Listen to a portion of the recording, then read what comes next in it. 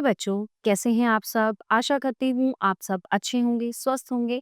स्वागत है आपका इस कक्षा में। आइए आज हम पढ़ते हैं व्याकरण का पाठ 13 यानी कि शब्द समूह के लिए एक शब्द यानी कि वन वर्ड फॉर मैनी।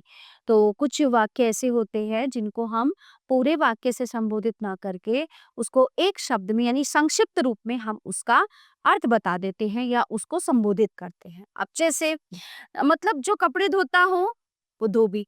तो हम ये नहीं कहेंगे कि वो जो कपड़े धोता है वो जो नहीं, हमने उसको एक शब्द में यानी कि संक्षिप्त रूप से उसको बता दिया कि वो धोबी है। जैसे जो देश की रक्षा करता हो, जो फसल उगाता हो, किसान। ठीक है। तो बच्चों ऊपर लिखे शब्द समूहों तथा बॉक्सों में लिखे शब्दों पर विचार कीजिए। जो शब्द छाया बॉक्सों में लिखे हैं वे अपने ऊपर लिखे शब्द समूहों वाक्यांशों को पूर्णतया स्पष्ट करते हैं। हम अनेक शब्द समूहों के लिए एक शब्द का प्रयोग कर सकते हैं। तो शब्द समूह के स्थान पर एक शब्द का प्रयोग करने से वाक्य छोटा और सुंदर हो जाता है।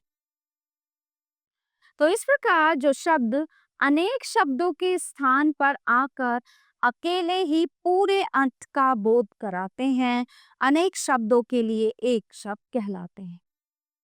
कहने का मतलब है कि जो शब्द अनेक शब्दों के स्थान पर आकर अकेले ही पूरे अर्थ का बोध कराते हैं, अनेक शब्दों के लिए एक शब्द कहलाते हैं।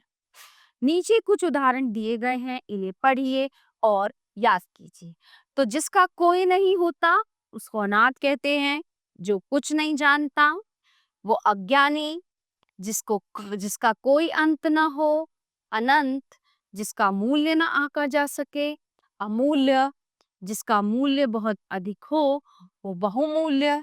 जो ईश्वर में विश्वास रखता हो वो जो ईश्वर में विश्वास ना रखता हो वो नास्तिक। जिसमें दया न हो निर्दय।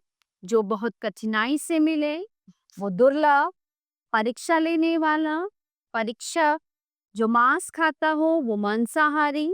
जो सप्ताह में एक बार होता हो वो साप्ताहिक। आकाश में उड़ने वाला नभचर। नभ मतलब आकाश।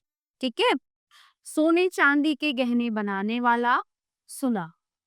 तो बच्चों इस पाठ से हमने जाना कि जो शब्द अनेक शब्दों के स्थान पर आकर अकेले ही पूरे अर्थ का बोध कराते हैं, अनेक शब्दों के लिए एक शब्द कहलाते हैं। इसके प्रयोग से भाषा सुंदर और प्रभावशाली बनती है। तो बच्चों ये पाठ यहीं पे समाप्त होता है। आशा करती हूँ आपको अच्छे से समझ आया होगा। मिलते हैं अगली कक्षा में। धन्यवाद।